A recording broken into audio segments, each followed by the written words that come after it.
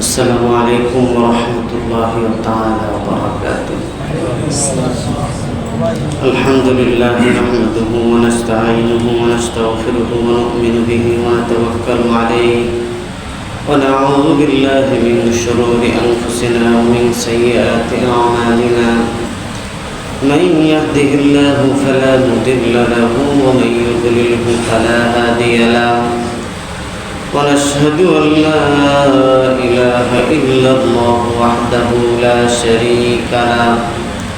ونشهد أن سيدنا وسندنا وحبيبنا ومولانا محمدا عبده ورسوله أرسله بالحق بشيرا ونذيرا وداعيا إلى الله بإذنه وسراجا منيرا. أما بعد فقد قال الله تعالى في كلامه المجيد والفرقان الحميد: أعوذ بالله من الشيطان الرجيم. بسم الله الرحمن الرحيم. عبس وتولى أن جاءه الأعمى وما يدريك لعله يزكى أو يذكر فتنفعه الذكرى. أما من استغنى فأنت له تصدى. صدق الله مولانا العظيم وصدق رسوله النبي الكريم ونحن على ذلك لمن الشاهدين والشاكرين والحمد لله رب العالمين.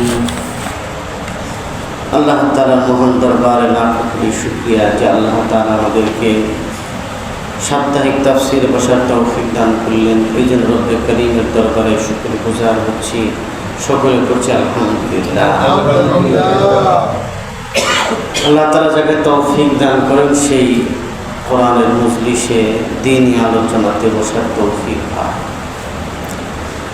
আর যার ভাগ্য আল্লাহ রাখেন নেই সে বুঝতে পারে না। আল্লাহ তাআলা আমাদেরকে ফিতনা ফাসাদের জামানায় কিছু সময়ের জন্য দ্বীনের এই আলোচনা বসার তৌফিক দান করেছেন। আরেকবার আমরা করি, সকলে করি আলহামদুলিল্লাহ। সূরাত আবাসা থেকে আজকে আলোচনা। সূরা আবাসা এটি হিজরতের পূর্বের এক সূরা, মক্কা শরীফে অবতীর্ণ এবং ইসলামের শুরুর জামানার সূরা।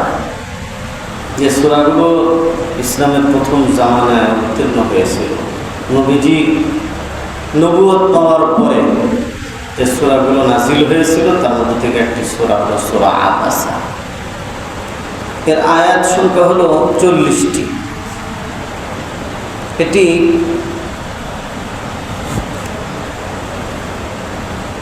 এই সূরার মধ্যে আল্লাহ সুবহানাহু ওয়া তাআলা রাসূলের রিসালাত সম্পর্কে আলোচনা করেছেন এবং কিয়ামতের ভয়াবহ অবস্থার কথা আলোচনা করেছেন এবং প্রত্যেক মানুষের কি করণীয় সে বিষয়টা তুলে ধরা হয়েছে। আল্লাহ সুবহানাহু ওয়া তাআলা বলেন আবাসা ওয়া তাওয়াল্লা, যে সে অর্থাৎ রাসূল সাল্লাল্লাহু আলাইহি ওয়াসাল্লাম চেহারা কুঞ্চিত করলেন, ভ্রু কুঞ্চিত করলেন, ওয়াতাওয়াল্লা এবং মুখ ফিরিয়ে নিলেন। আন জাআহুল আ'মা, তার নিকট একজন অন্ধ এসেছে। ওমা ইউদরিকা লাআল্লাহু ইয়াযাক্কা, আপনি কি জানেন বা কিসে আপনাকে অবহিত করবে যে সম্ভবত সে উপদেশ গ্রহণ করত। আও ইয়াযাক্কারু ফাতানফাআহু যিকরা, অথবা সে উপদেশ গ্রহণ করত, সে উপদেশ তার জন্য উপকারে আসত।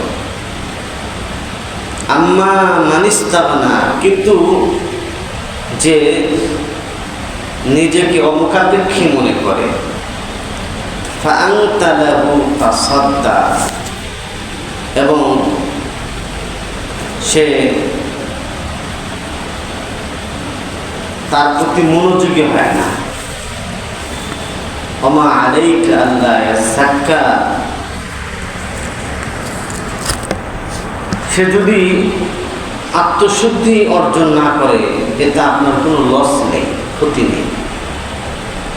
ওয়া আম্মা মান জাআকা ইয়াসআ, এমন অবস্থায় সে আপনার নিকট দৌড়ায় আসছে। ওয়া হুয়া ইয়াখশা, এবং সে আল্লাহকে ভয় করে। ফাআনতা আনহু তালাহা, অথবা আপনি তার থেকে চেহারা ফিরিয়ে নিয়েছেন, আপনি তার বিষয়টিকে গুরুত্ব দেন। এই সূরাটার একটা শানের জুল আছে। রাসূলুল্লাহ সাল্লাল্লাহু আলাইহি সাল্লাম সবসময় উম্মতকে কিভাবে আল্লাহর সাথে জোড়ানো যায় এই জন্য সবসময় ফিক্রে থাকতেন, পেরেশান থাকতেন। বিশেষ করে আরবের যারা লিডার ছিল, নেতৃত্বস্থানীয় যারা ছিল, তাদেরকে ইসলামে দীক্ষিত করার ব্যাপারে সবসময় চেষ্টা চালাতেন। এমন অবস্থায় আবু জাহাল, উতবা, শাইবা, মুগীরা, এই ধরনের বড় বড় কিছু লিডার রাসূলের কাছে আসছে কিছু নসিহত শোনার জন্য। তো রাসূলুল্লাহ সাল্লাল্লাহু আলাইহি ওয়াসাল্লাম তাদেরকে ব্যস্ত ছিলেন, তাদেরকে বুঝাতেছিলেন, দ্বীন বুঝাতেছিলেন, আখিরাত বুঝাতেছিলেন, তাওহীদ বুঝাতেছিলেন, রিসালাত বুঝাচ্ছিলেন। কিন্তু এর মধ্যে হযরত আব্দুল্লাহ ইবনে উম্মে মাকতুম, রাসূলুল্লাহ সাল্লাল্লাহু আলাইহি ওয়াসাল্লামের অন্ধ সাহাবী, সে তার বুঝেও না, জানেও না, সে তো দেখে না। সে এসে রাসূলের কাছে বিভিন্ন প্রশ্ন করা শুরু করছে। রাসূল তো দিতে ব্যস্ত।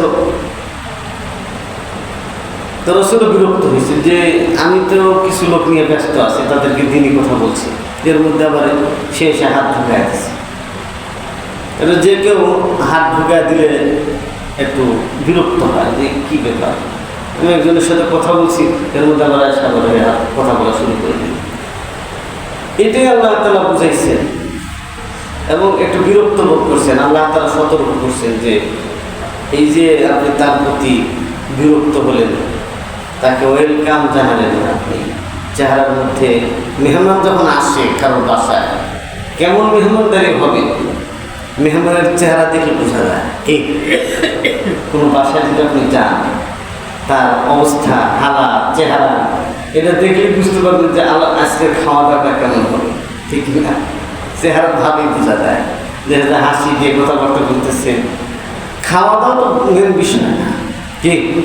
একজন আত্মীয় আসলে, মেহমান আসলে, আপনার যা আছে সমর্থ সেটাই তো আপনার খাওয়া দাওয়া, ঠিক আছে, কিন্তু তার সাথে বিহারটা কেমন হবে, আপনার আচরণটা কেমন হবে, এটা খুব গুরুত্বপূর্ণ। এটা কি গুরুত্বপূর্ণ? তো এই জন্য উনি এরকম তার সাথে ওই ধরনের আচরণ করেননি। আল্লাহ তাআলা এতে অসন্তুষ্ট হয়েছে। বলছে যে আপনি যাদেরকে নসিহত করতেছেন হোমরা সম্রাদের নিয়ে, এরা উপদেশ গ্রহণ করতেও পারে, নাও করতে পারে, বরং আপনার এই লোকটার দিকে নজর দেওয়া দরকার ছিল, যে আপনার জন্য পাগল ভাড়া, যে আপনার কাছে নসিহত শুনতে চায়, জানতে চায়, নিজের ইচ্ছা এসে আপনার কাছে দ্বীনি বিষয় জানতে চায়। এটা খুব গুরুত্বপূর্ণ। কি খুব গুরুত্বপূর্ণ? একজন ব্যক্তির কিন্তু তলব আছে, জানার আগ্রহ আছে, বিভিন্ন জিনিস জানতে চায়, আর একজন কোনো আগ্রহ না, জোর করে যায় তাকে দিতেছেন। এই দুটার মধ্যে বেশ কম আছে। তলব থাকতে হবে দিনের ব্যাপারে, তলব বলা হয় এটাকে। এই তলব যদি না থাকে তাহলে এটা তার ফায়দা হয় না। তাই আল্লাহ তারা সতর্ক করছেন যে সামনে থেকে খেয়াল রাখবেন যে সমাজের যারা টাকা পয়সা হাতিয়ে দেয়, সমাজের যারা বেশি হোমরা চোমরা টাইপের নেতা স্থানীয়, এদের সাথে সম্পর্ক করার থেকে যারা গরিব, আল্লাহওয়ালা, যারা আল্লাহ ভক্ত, আল্লাহর দিকে যাদের মনোযোগ, এমন লোকদের দিকে আপনি খাস নজর দিবেন। কি দিবেন? খাস নজর দিবেন। এটা আল্লাহ তাআলা রসুলকে কি করছেন, এই রসুলকে কথা বলে উম্মতকে শিক্ষা দিয়েছে।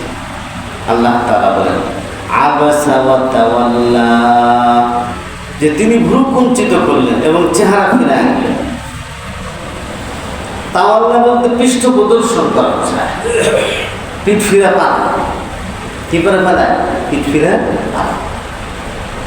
দেখেন না, একজন দেখলাম আমি যে পালাতে যায় এমন অবস্থা, দাড়ি টাড়ি পর্যন্ত কেটে ফেলেছে, ধরতে না পারে, কি ধরতে না পারে এমন অবস্থা, বেচারা একবারে ভয় পেয়ে গেছে যে। কিন্তু উনি এমন বড় ব্যক্তি যে ওনাকে এমনিতেই ছিল সে কি। আর একটা জিনিস এখানে লক্ষণীয়, দেখেন দুনিয়া কত বড় খারাপ। যে লোকটার সাথে পালাইছে সে লোকটাই বলছে উনি হচ্ছে এই লোক, হ্যাঁ উনি হচ্ছে অমুক ব্যক্তি, ওনার ধরেন। কিন্তু ওনারা যারা গেছে তারা কিন্তু তাকে চিনে। দুনিয়া কত স্বার্থপর। সেই ইচ্ছা করলে লোকটা পার হয়ে যায়, সমস্যা কি আছে, কিন্তু তাকে সুযোগ দেয়নি।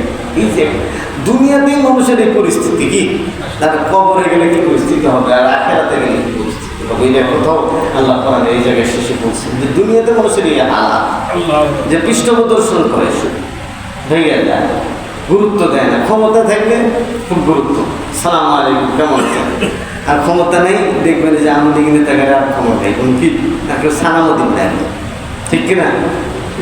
হ্যাঁ, আর এখন নতুন যারা আসতেছে ওদেরকে সালাম দিবি, কেমন আছেন ভাই, কি পরিস্থিতি, ঠিক কিনা বলে? সময়ের পরিবর্তন, মানুষের চেহারা পরিবর্তন হয়, এটা ঠিক না কিনা? আপনি তাকে সম্মান করবেন। এই জন্য এই কথা কোরআনের মধ্যে শিক্ষা দেওয়া হয়েছে যে সমাজের মধ্যে যারা গরিব টাইপের, যারা দিনদার মানুষ, আল্লাহ ভক্ত মানুষ, তাদেরকে সমাজের লোকরা তাদেরকে গুরুত্ব দেওয়া চায়। সমাজে কোনো পজিশন নেই, তার সমাজে তার কোনো দাম নাই, কিন্তু আল্লাহর কাছে তার দাম আছে। ওই লোকটাকে গুরুত্ব দেওয়া চাই, ওই লোকটাকে সম্মান করা চাই, এটা কোরআন শিক্ষা দিতে চায়। আব্দুল্লাহ ইবনে মাকতুম তো অন্ধ মানুষ, কিন্তু আল্লাহর কাছে তার দাম অনেক বেশি। আব্দুল্লাহ ইবনে মাকতুম এমন এক ব্যক্তি যিনি মদিনা আসার পরে প্রথম দিক দিয়ে মানুষদেরকে কোরআন শিক্ষা দিচ্ছে। কোরআন শিক্ষা দেওয়ার কাজটা এটা কিন্তু এত সহজ ব্যাপার না, অনেক বড় একটা কি যারা কোরআন শিখায়। এই কোরআনের শিক্ষার দ্বারা তো আমাদের দেশে ইসলাম আছে।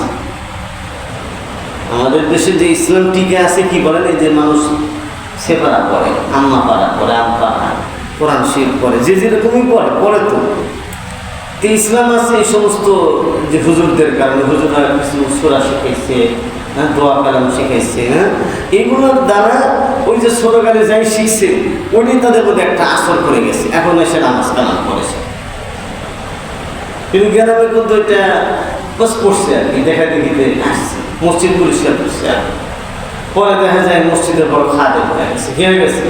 আর যে খেদমত করতে থাকে আল্লাহ তাআলা বড় খেদমতে তাকে লাগায়। এই যে মানুষের সেবা করবেন, আল্লাহ তাআলা তাকে বড় পজিশন দিয়ে দিবেন। আপনি বড় পজিশন স্যার মানুষের সেবা করতে থাকেন, একসময় আপনি বড় পজিশন এসে যাবেন। তা আব্দুল্লাহ ইবনে মাকতুমকে অবজ্ঞা করার কারণে আল্লাহ তাআলা রাসূলকে সতর্ক করে দিয়েছেন। অমায়ুদ্রিকা, কিসে আপনাকে জানায় দিল যে লাআল্লাহু ইয়াসাক্কা, সম্ভবত সে আত্মশুদ্ধি অর্জন করবে।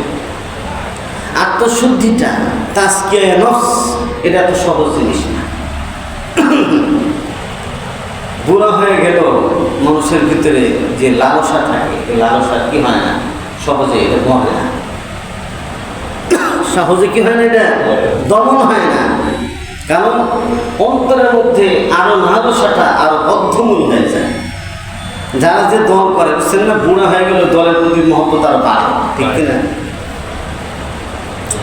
আমার নানা ছিল, আমার নানা এমনি ভাষানির আওয়ামী লীগ করতে থাকে, ওই যে আমি মন্না ভাষা দেখি, তো নৌকা ছাড়া কিছু বুঝতেন না আমার নানা।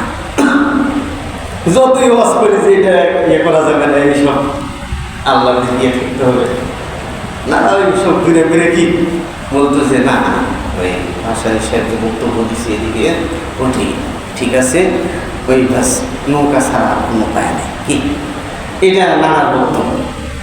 কারণ ওই যে গুনাহ হয়ে গেছে, পড়াশোনা করে নামাজ কালাম হজও করে আসছে, কিন্তু ওইটা বিকল্প নেই, কি নেই ওইটার বিকল্প, এই অবস্থা।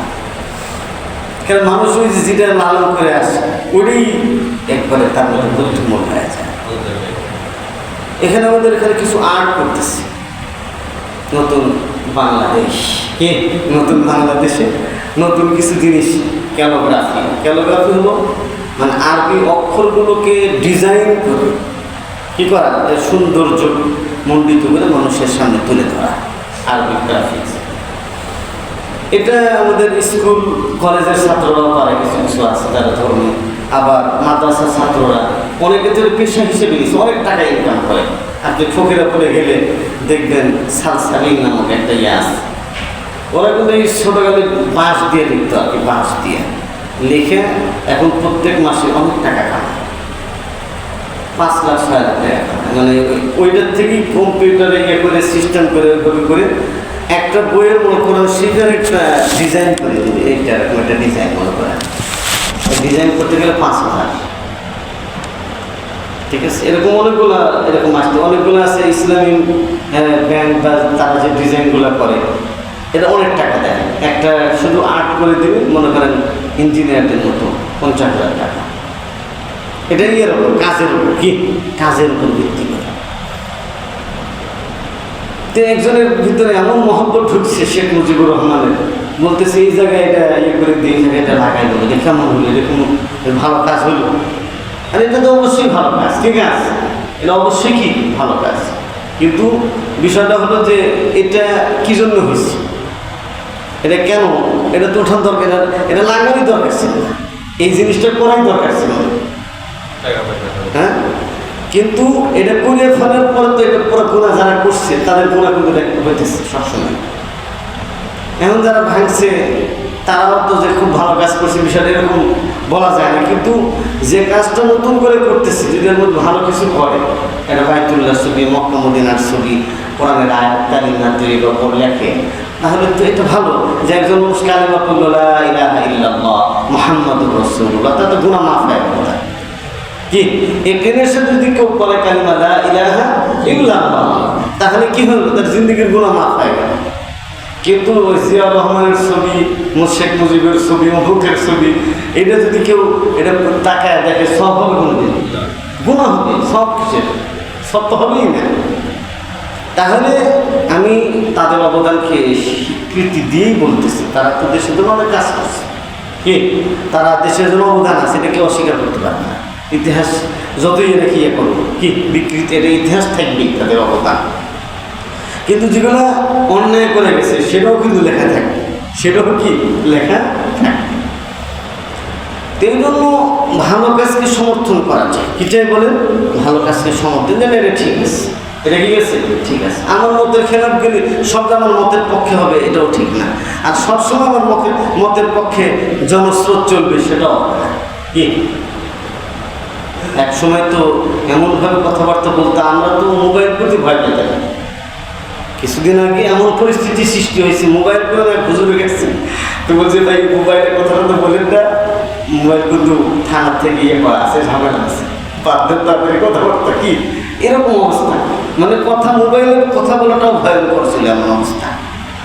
কে কি করে মোবাইলে, ফেসবুকে কি কি লেখে সব রেকর্ড, এই পর্যায়ে নিয়ে গেছিল দেশটাকে।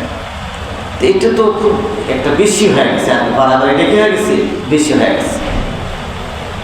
তো এই জন্য এক মাওলানা সাহেব বলতেন যে স্বৈরাচার জানেন তার জুলুমকে চালানোর জন্য এবং তার ক্ষমতাকে স্থায়ী করার জন্য সব ফুটা বন্ধ করে দেয়, একটা ফুটা বন্ধ করতে পারে না, যে ফুটা দিয়ে তার কি হবে, পতন ঘটবে, সেই ফুটাটা বুঝতে পারতেছে। এটা আল্লাহর তরফ থেকে কি, এটা গাদ্দাফির হয়েছে, ফেরাউনের হয়েছে, হামান হয়েছে, সাদেক, সবারই হবে।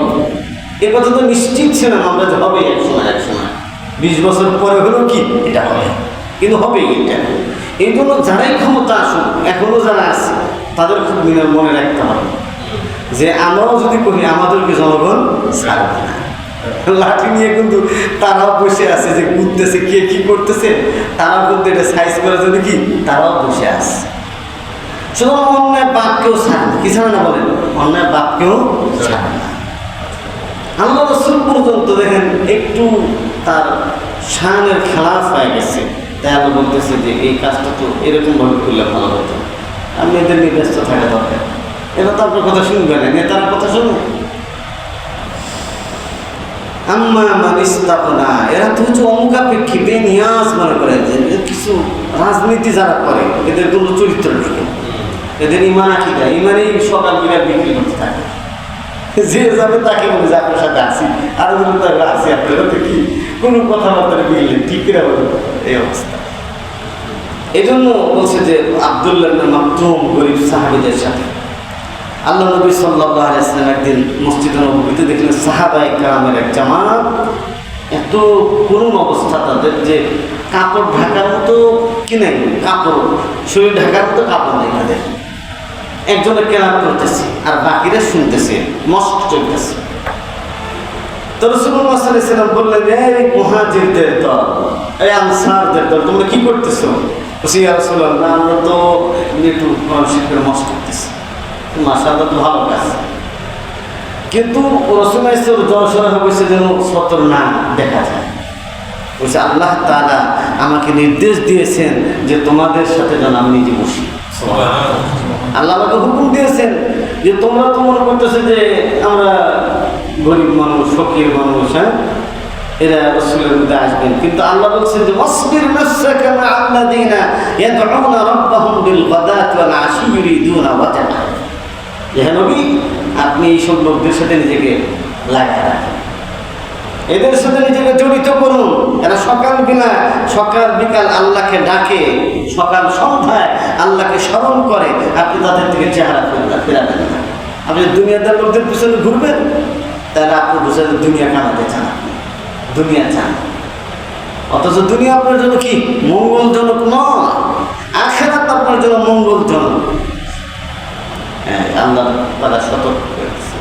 এই জন্য বলছেন যে আমি নিজেকে সৌভাগ্যবান মনে করছি যে আমি তোমাদের মতো এরকম নেককার আল্লাহওয়ালা, আল্লাহ প্রিয় বান্দাদের সাথে আমি কি নিজেকে বসায় রাখতে। তো হযরত আব্দুল্লাহ মাকতুম আল্লাহকে ভয় করতেন, তাকে অবজ্ঞা করার কারণে আল্লাহ তাআলা সতর্ক করছেন। আল্লাহ তাআলা বলেন, কাল্লা ইন্নাহা তাযকিরা, এই যে নির্দেশন আমি আপনাকে দিলাম যে আপনি গরিব মানুষদের সাথে সময় কাটাবেন, এটা আল্লাহ তাআলার পক্ষ থেকে আপনার জন্য একটা উপদেশ, নসিহত। এটা আল্লাহর পক্ষ থেকে আপনাদের নসিহত, এই আয়াতগুলো আপনার জন্য নসিহত। এই কথা বলে আল্লাহ তাআলা পুরো জাতিকে, পুরো উম্মতকে বুঝাইতে চাচ্ছেন যে সবাই এটার উপর এইভাবে চলবে, তোমরা এইভাবে কি করবো, মূল্যায়ন করবে। দুনিয়া তো সব উল্টে গেছে, কি দুনিয়া উল্টে গেছে। আল্লাহ তাআলা আমাদেরকে আল্লাহওয়ালাদের সোহবত, আল্লাহওয়ালাদের সান্নিধ্য, গরিব মানুষদের সান্নিধ্য অর্জন করার তৌফিক দান। আমরা বেড়াতে গেলেও ধনী দিকে বেড়াতে যাই, ধনী বেড়াতে গেলে গোস্ত কলা খাওয়া যাবে, হ্যাঁ এমন। কিন্তু আমার ফুফু, আমার অমুক ভাই গরিব, যেখানে 100 টাকা দিলে সে খুশি হবে, ওই জায়গায় আমি তাদের সাথে দেখা করতে যাই। ঠিক কিনা? আমাদের অবস্থা কিন্তু এরকম। কারণ ওই জায়গায় গেলে তো নাস্তা দেয় না, নাস্তা দেয় ওই জায়গায় গেলে, ওই জায়গায় নাস্তা দেয় না। কোনো রকম একটা চেয়ার দিল, বসলো, হ্যাঁ, হয়তো ডাল ভাতের ব্যবস্থা, আলু ভর্তার ব্যবস্থা করলো, পরে আমার মন ভয় না। এই জন্য আমি তাদের কাছে যাই, তাদের সাথে বসি না, তাদের কাছে চা খাই না, তাদের সাথে মহব্বত করি না তাদেরকে। فمن شاء ذكره في صحف مكرمة مرفوعة مطهرة। এটা আপনার জন্য নসিহত, এই যে আমি আপনাকে যে নির্দেশনা দিলাম, যে এটাকে শুনবে, মানবে, যে চায় যেন উপদেশ গ্রহণ করে এবং এর দ্বারা তার দুনিয়া এবং আখিরাতে কল্যাণ হবে, এই কথাটা আল্লাহ তাআলা সম্মানিত কিতাব সমূহের মধ্যে আল্লাহ লিখে রেখেছেন। ফি সুহুফ, এই সুহুফ মানে যে সমস্ত মধ্যে লেখা হয় তার মধ্যে লেখা আছে, এই কথা বলে মারফুআতুন মুতাহহারা, যেগুলো সুউচ্চ, পুত পবিত্র। এগুলো কাদের হাত দিয়ে লেখা হয়েছে? এমন ব্যক্তিদের দিয়ে লেখা হয়েছে যারা হলো সম্মানিত, যারা হলো নেককার, তাদের হাত দিয়ে আল্লাহ তাআলা এই কথাগুলো লোহে মাহফুজে লিখে রেখেছেন। কুতিলাল ইনসানু মা আকফারা মিন আইয়ি শাইইন খালাকা। মানুষের ধ্বংস হোক, যে মানুষ কোন জিনিসকে কোন জিনিসকে অস্বীকার করে, কোথায় থেকে কোন জিনিস থেকে তাকে সৃষ্টি করা হয়েছে। কোন মানুষের সৃষ্টির রহস্য বলতেছে মিন নুতফা। মানুষ তো ছিল একটা শুক্রবিন্দু, এক ফোঁটা বীর্য মাত্র শুধু। এটাকে আল্লাহ সৃষ্টি করছেন, এটাকে বরাবর করেছেন, এটাকে সুষম করেছেন। হ্যাঁ, যতটুকু দরকার, মাথা যেখানে রাখা দরকার মাথা রাখছেন, পা যেখানে রাখা দরকার পা রাখছেন, এই সব করেছেন। সুম্মা সাবিলা ইয়াসরা, অতঃপর আল্লাহ তাআলা তার চলার রাস্তাটাকে সহজ করে দিয়েছেন। সুম্মা আমাতাহু ফাআকবারা, অতঃপর আল্লাহ তাআলা তাকে মৃত্যু দেবেন এবং তাকে কবরস্থ করবেন। সুম্মা ইযা শাআ আনশারা, আর যখন আল্লাহ তাআলা চাইবেন তখন আল্লাহ তাআলা তাকে আবার পুনরুত্থিত করবেন, আবার আল্লাহ তাকে উঠাবেন। হ্যাঁ, কাল্লা লাম্মা ইয়াকদি মা আমারা ফালইয়ানজুরিল ইনসানু ইলা তাআমি। আল্লাহ তাআলা বলতেছেন যে মানুষের সাবধান, সে তাকে যে নির্দেশনা দেওয়া হয়েছে, তাকে যে নির্দেশনা দেওয়া হয়েছে সে নির্দেশনা যেন সে মেনে চলে। সে যে নির্দেশনা, যে হুকুম আল্লাহর পক্ষ থেকে দেওয়া হয়েছে সেটাতে সে পুরোপুরি পালন করে না। আল্লাহ বলছে যে তুমি তোমার কুদরতের, আমি তোমাকে যা দিয়েছি যে নিয়ামত, সে নিয়ামতের দিকে তোমরা খেয়াল করো। ফালইয়ানজুরিল ইনসানু ইলা তাআমিহি, তোমরা আল্লাহকে অস্বীকার করে বসেছো, আল্লাহ নিয়ামতের শুকরিয়া আদায় করো না। তোমরা তোমাদের খাবারের দিকে তাকাও। একটা ভাত তৈরি করার মতো যোগ্যতা পৃথিবীর কারণ নেই। যত বড় বিজ্ঞানী আসুক আর কি, যে ভাত আমরা যে খাই, একটা ভাত এরকম বানানো, প্লাস্টিকের হাত আছে, প্লাস্টিকের ডিমও তো বের করছে এখন, কি প্লাস্টিকের ডিমও এখন পাওয়া যায় নাকি শুনছি। এই ডিম যে বাজারে বিক্রি হয় না, প্লাস্টিকের ডিমও নাকি বিক্রি হয়। কিন্তু আসল ডিম আর আসল ভাত এটা কোনো দুনিয়ার কোনো মানুষ বানাতে পারে না। আল্লাহ কত বড় কর্তৃত্ব আল্লাহ। আন্না সাবাবনাল মা'a সাব্বা, আল্লাহ তাআলা বলেন যে নিশ্চয়ই আমি পানিকে বর্ষণ করি। কি করি? সাবাবনা আই আমতারনা আনজালনা, আমি বর্ষণ করি, নাজিল করি।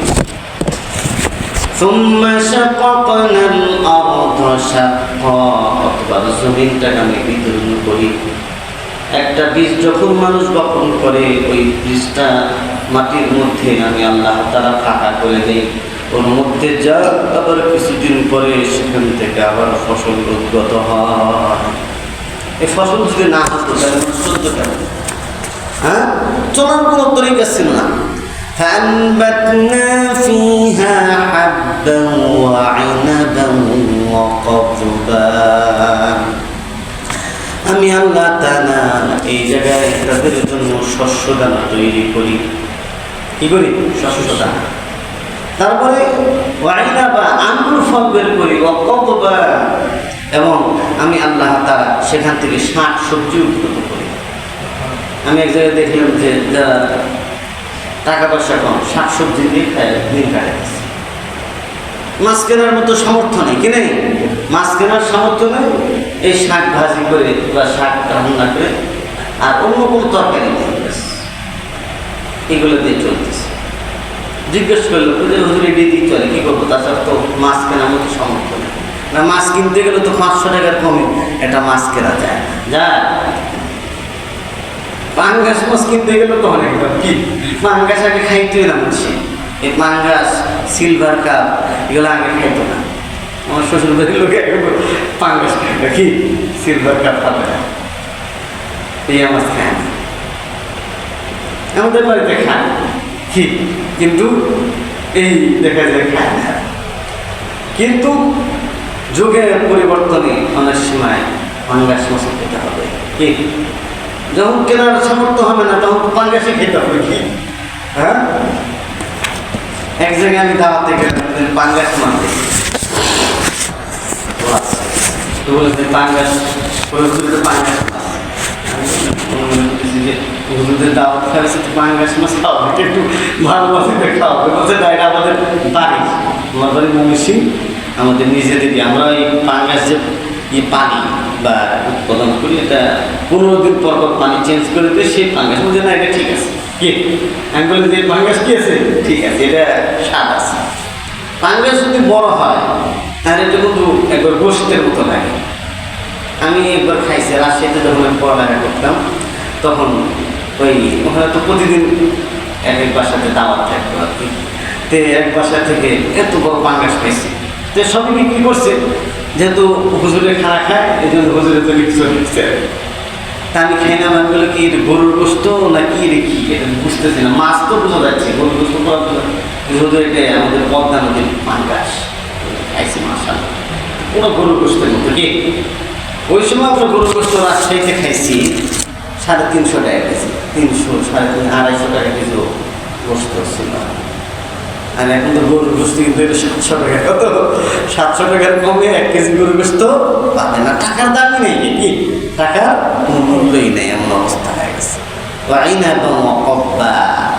আল্লাহ তাআলা সবুজ তরকারি, এটাও নিয়ামত। এটা কি তারপর আল্লাহ বলছে ওয়াসাইতুন ওয়া নাখলা, জাইতুন বের করে। জাইতুন এটা তো হয় সিনাই পর্বতে জাইতুন। ওয়া নাখলা খেজুর, মদিনাবাসীদের জন্য খেজুর। ওয়া হাদাইকা গুলবা, তারপর আল্লাহ বলতেছে এখান থেকে আমি বাগিচা, বাগিচা আমি তৈরি করি, একবারে ভরপুর সবুজ বাগিচা আমি আল্লাহ তাআলা করি। বহু বৃক্ষ বিশিষ্ট এই বাগান, কত বাগান দুনিয়াতে আছে, তাই বৃক্ষ বিশিষ্ট আল্লাহ কুদরত।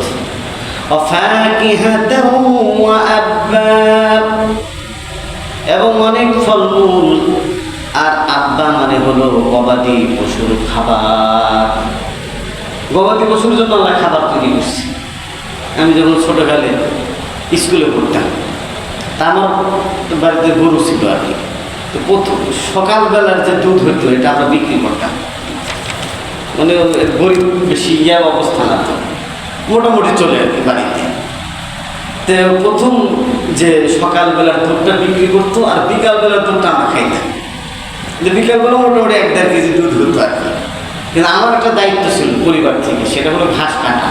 ঠিক আছে, আমি স্কুল থেকে এসে বস্তা দিয়ে চলে যেতাম ঘাস কাটা। হ্যাঁ, এই ঘাস খাওয়ালে গরুর দুধ ভালো হয়। কি হয় আল্লাহ তাআলা এই যে আইনের পাশ দিয়ে দিয়ে ঘাস কেটে কেটে বস্তা করে নিয়ে আসতেন। আর হলো ওই খড় খাওয়াতে হতো, খড়। তখন আগে তো এখন সব কিছু দিয়ে মানে বানানো সব কিছু। আর আগে সে সব প্রাকৃতিক, গরুকে যা খাওয়ানো হতো সব প্রাকৃতিক ছিল। তো এইগুলো কি হতো, এই আমরা এটা খেতাম। তো ঘাস কাটার দায়িত্ব ছিল আমার পরিবার থেকে, কি যে ঘাস কেটে স্কুল থেকে আসলে ঘাস কাটতে হবে।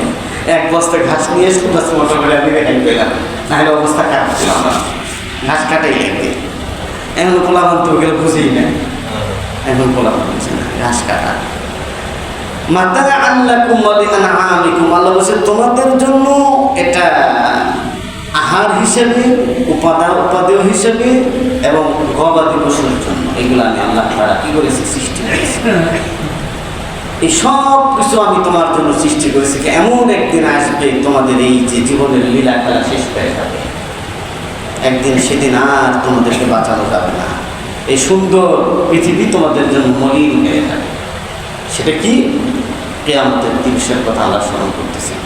ফাইদা জাআতিস সাখা, হঠাৎ এক মহানা এসে পড়বে, বিকট আওয়াজ, সাউন্ড গ্রেনেডের মতো। কি সাউন্ড গ্রেনেডের আওয়াজ শুনছেন? আওয়াজ, মারাত্মক আওয়াজ, সাউন্ড গ্রেনেড, মনে হচ্ছে বোমা মারছে। আসলে কিছু নাকি, কিন্তু আওয়াজটাই এমন, এই সাউন্ড গ্রেনেডের যে মনে হচ্ছে বোমা পড়ছে যায়। يوم يفر المرء من أخيه وأمه وأبيه وصاحبته وبنيه সেদিন মানুষ তার ভাই থেকে পলায়ন করবে। কিয়ামত যখন হয়ে যাবে, এই সখাতার দ্বিতীয় সিংহায় ফুৎকার দেওয়া বোঝানো হয়েছে। দ্বিতীয়বার যখন সিংহায় ফুৎকার দেবে তখন সব মানুষ কিয়ামতের ময়দানে হাজির হয়ে যাবে। এই যে আওয়াজ, বাংলাদেশে আওয়াজ হয়েছে বুঝছেন না, আন্দোলন, বিক্ষোভ, এটা দেখলাম পাকিস্তানে শুরু হয়েছে। এখন কি হয়েছে? পাকিস্তানেও বাংলাদেশে দেখা দেখি ছাত্রদের এই আন্দোলনের উদ্বুদ্ধ হয়ে বাংলাদেশের পাকিস্তানের সৌর শাসকদের বিরুদ্ধে কি এরকম যে ক্ষমতা পাওয়ার কথা তাকে দেয় না, সে কি করছে? ওই আফগানিস্তানের মুসলমানদেরকে সহযোগিতা করছে আমেরিকার বিপক্ষে। কার বিপক্ষে? আমেরিকার বিপক্ষে সহযোগিতা করছে। এই জন্য সেনাবাহিনী ক্ষমতা আরেকজন দিয়েছে। এখন তো ছাত্ররা সব নেমে করছে কি যে জীবন যাক, দেখি আমরা বাংলাদেশের মতো করে আমরাও পরিবর্তন করে দিতে পারি কিনা। আবার ইন্ডিয়া তো শুরু হয়েছে দেখি এটার বাতাস। কারণ আমাদের ছাত্রদের যে প্রেক্ষাপটটা ছিল, আমি এটা গভীরভাবে আমি পর্যবেক্ষণ করছি।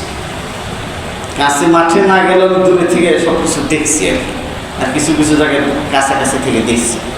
সেটা হলো যে এদের মধ্যে যখন অনেকগুলো ছেলে শহীদ হয়ে গেছে, তখন তাদের মধ্যে আর জীবনের মায়ের ছেড়ে দিচ্ছে কি যে আমাদের সাথীরা মারা গেছে, আর কি আর দরকার নেই, আমি বেঁচে দেখলাম, বিদায় টিদায় নিয়ে চলে গেছে। অনেক ছেলে পেলে এরকম। তো এখন সেনাবাহিনী কিন্তু একটা ভালো কাজ করছে, অনেক জীবন যাইত, অনেক জীবন যাইত। সেনাবাহিনীর ধন্যবাদ যে তারা একটা ভালো কাজ করছে।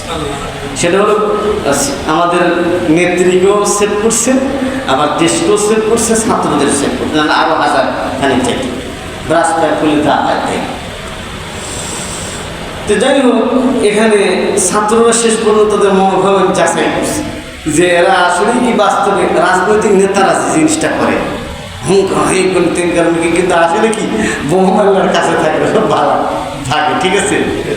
কিন্তু এরা যে জিনিসটা করছে এই ছাত্র জনতা যেটা, সেটা বলছে বললাম যা কি আছে আর জীবনে আর চাকরি বাকরি তো পাই না, এত দূর তো পাচ্ছি এটি বেশি কি। আর অনেকের কিন্তু হতাশাও আছে, কি আছে হতাশাও আছে। তো গেছে যেহেতু জীবন একটা গেলে গেল, কিন্তু মুক্ত করেই ছাড়বে, কি মুক্ত করেই ছাড়বে। এই যে হচ্ছে কামড়া গেছে, তখন আর সেনাবাহিনী গোয়েন্দা বাহিনীর রিপোর্টে আর বলছে যে আপনাকে রাখার কোনো সুযোগ নাই। এখন আর উনি বলছিল যে আমি একটা রেকর্ড করি, আমার বক্তৃতা না সম্ভব না। একবার কাছাকাছি এসে গেছি, আপনার 45 মিনিট টাইম, কত এর মধ্যে আপনাকে যদি টাকা পয়সা কিছু নিতে চান, লাগেজটা কিছু যদি নিতে চান নিতে পারবেন, এরপর লাগেজও নিতে পারবেন না। এই অবস্থা হয়ে গেছে। ওই যে আমার বাবার খবর বলছে না, এটাও করে কবর জিরত দূরে থেকে করে কি, হ্যাঁ যেখানে যাবেন ওখান থেকে কবর জিরত করলে তো ঠিক কিনা, ওখান থেকে কবর জিরত জায়গায় যাইতে হবে জরুরি না। এখান থেকে দোয়া করলেন, আল্লাহ আমরা যা কিছু অবসর পৌঁছাই পৌঁছে যাবে, আমার বাবার কবরে পৌঁছে যাবে, আপনি ওখানে যাওয়া জরুরি না, কিনা জরুরি। কিয়ামতের ময়দান দেখেন, এখানে এত কর্মী এত কিছু, কিন্তু কেউ পাশে আর যায় জীবন দেওয়ার জন্য, সব ভেঙে চলে গেছে কি, যার যার মতো আত্মগোপনে চলে গেছে, কি আত্মগোপনে চলে গেছে। কিয়ামতের দিন আর এর থেকে ভয়াবহ অবস্থা হবে। এখন তো গোপালগঞ্জের লোকেরা তারা কিছুটা ইয়ে করছে যে এত বড় নেত্রী চলে গেল, কেউ যদি আমরা কিছু মিছিল না করি তাহলে তো খারাপ দেখা যায়। কিন্তু কিয়ামতের ময়দানে দেখেন কি করছে, ইয়াউমা ইয়াফিরুল মারউ মিন আখিহি, মানুষ তার ভাই থেকে পালাবে। ভাই দেখে খবর মানে পিছনে তাকাবেই না, এমন দৌড় দিবে না, ভাগা বোঝাবে এরকম ভাগা থাকবে। ওয়া উম্মিহি ওয়া আবিহি, মানুষ তার মাকে দেখে পালাবে। মায়েরা তো অবদান, ঘুমায় নেই, দুধ খাওয়াইছে করছে, কিন্তু মাকে মার পরিচয় দিবে না। বাপ থেকে পালাবে, বোন থেকে পালাবে, ভাই থেকে পালাবে, আত্মীয় স্বজন থেকে পালাবে। লিকুল্লি ইমরিইন মিনহুম ইয়াওমাইযিন শাআনুন ইউগনি, প্রত্যেকটা মানুষের সেদিন এমন একটা জিনিস তাকে মহাব্যস্ত করে রাখবে যে আজকে আমার কি হবে। প্রত্যেক প্রত্যেকটা মানুষ একটা বিষয় তাকে ব্যস্ত করে রাখবে যে আমি কিভাবে জান্নাতে যেতে পারি, কিভাবে বাঁচতে পারি, কিভাবে এই অবস্থা থেকে মুক্তি পাই। বাস আমি নিজে বাস বাঁচলে, যারা বেঁচে যাবে বা যারা বেঁচার মন তাদের চেহারা কিন্তু তখন কি উজ্জ্বল হয়ে যাবে। চেহারা আমল নামা ভালো হলে চেহারা উজ্জ্বল হয়ে যায়। মানুষ মৃত্যুর সময় কোন হালাতটা পায়, বুজুর্গরা একদিন বলছেন যে মানুষ সারা জীবন যা করে মৃত্যুর সময় তবে হালাতটাই তার সামনে আসে। কি আসে? ওই অবস্থাটা তার সামনে আসবে। সারা জীবন যদি জিকির আজকার করে নামাজ কালাম করে তেলাওয়াত করে যায় তো মৃত্যুর সময় ওইরকম একটা অবস্থার মধ্যে তার মৃত্যু হয়। আর সারা জীবন আগামী কখন করছেন মৃত্যুর সময় কালিমা করে মৃত্যু বরণ করবে না, হবে না। ওই পরিবেশটাই হবে না, তার কি ওই পরিবেশটা তার জন্য সৃষ্টি হবে না। মুখে কালিমাই আসবে না তার কি, কারণ নামাজি তো কালিমাই পড়ে না। কিয়ামতের ময়দানে এমন অবস্থা হবে যে আল্লাহ বলবে তোমরা সবাই রুকুতে যাও, সেজদায় যাও। এখন যারা দুনিয়াতে সেজদা করেনি, রুকু করেনি, দিতে যাবে দেখেন মাত্রা কি কোমর বাঁকা হয় না, কোমর কি হয় না, বাঁকা হয় না। দুনিয়া তো সেজদা দেয়নি, ওখানে দিতেই পারবে না সে। আল্লাহ তাআলা বলেছেন ওয়াজুহু ইয়াওমাইদিন মুসফিরা, সেদিন অনেক চেহারা ধুলো ধূসরিত হবে। দাহিকাতুম মুস্তাবশিরা, ওয়াজুহু ইয়াওমাইদিন মুসফিরা, সেদিন অনেক চেহারা উজ্জ্বল হবে। দাহিকাতুম মুস্তাবশিরা, হাস্যোজ্জ্বল হবে এবং কি হবে, সজীব হবে।